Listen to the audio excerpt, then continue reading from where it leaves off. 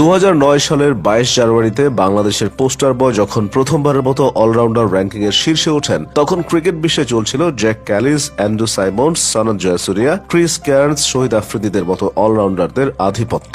এমন সব কিংবদন্তিকে সরিয়ে দিয়ে সেরা অলরাউন্ডার বনে যান সে সময়ের 22 বছর বয়সী তারকা সাকিব আল হাসান। এজন্যই ভারতের সাবেক ক্রিকেটার আকাশ চোপড়া বলেছিলেন, সাকিব অলরাউন্ডারদের বাপ। চোপড়া সাহেবের প্রশংসাকে সত্য প্রমাণ করে 2015 সালের জানুয়ারিতে আইসিসির খেলোয়াড়দের র্যাঙ্কিং এ বিশ্বের প্রথম এবং একমাত্র ক্রিকেটার হিসেবে টেস্ট, ওডিআই এবং টি-20 অর্থাৎ ক্রিকেটের সব সংস্করণে 1 নম্বর অলরাউন্ডার হওয়ার গৌরব অর্জন করেন তিনি। এরপর একসঙ্গে 3 ফরম্যাটেই বারবার সেরাদের সেরা হয়েছেন। ঠিক এই মুহূর্তেও তিনি ওয়ানডে এবং টি-20 র্যাঙ্কিং এর 1 নম্বর অলরাউন্ডার। টেস্টেও খুব একটা পিছিয়ে নেই তিনি। বিশ্ব ক্রিকেটের কিংবদন্তিরা এই বলে প্রায় আফসোস করেন যে বাংলাদেশ দলে বিশ্বমানের ধারাবাহিক পারফর্মার শুধু এক সাকিবই আছে। রিকি পন্টিং বা স্টিভ ওয়া কিংবদন্তিতে ভরা একটি অস্ট্রেলিয়া দল পেয়েছিল, যারা বিপক্ষ দল যেই হোক ধারাবাহিকভাবে তাদের গুড়িয়ে দিত। সৌরভ গাঙ্গুলি বা ধোনিও পেয়েছিলেন বাঘা বাঘা সব ব্যাটার এবং বোলারদের। এমনকি বেইন স্টোকসেরও আছে ভয়ঙ্কর সব সহযোদ্ধা। অন্যদিকে সাকিব যেন এক নিঃসঙ্গ শেরপা। তার সাথে যে কজন পাণ্ডব ছিলেন বা আছেন, বিশ্বমান বিচারে তারা একদমই সাদামাটা। রান তোলা বা উইকেট শিকারের বিশ্ব র্যাঙ্কিং এও সেরা 20 কেউই নিয়মিত জায়গা পান না। তবে আবেগী বাংলাদেশি ভক্তরা কখনোই মানুষকে কাজ দিয়ে বিচার করে না।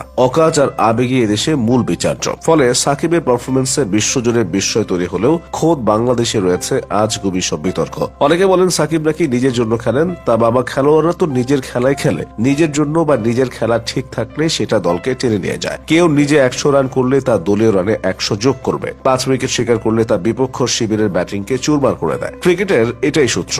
আরো উসবুকি অভিযোগ আছে, সাকিব নাকি নিজের স্ট্যাট ভারী করেছেন জিম্বাবুয়ের মতো সহজ দলের সাথে খেলে। কিন্তু দল যাদের সাথে খেলে, খেলোয়াড় তো তাদের বিপক্ষে খেলবে। একা একজন খেলোয়াড় কি কঠিন সব প্রতিপক্ষ দল নির্বাচন করে তাদের বিপরীতে খেলবে? এমন কোন সুযোগ কি কোনো মূল্যকে কেউ দিয়েছে? কোথাও আছে? এটা কি প্লে স্টেশন বা মোবাইলের ফিফা গেম?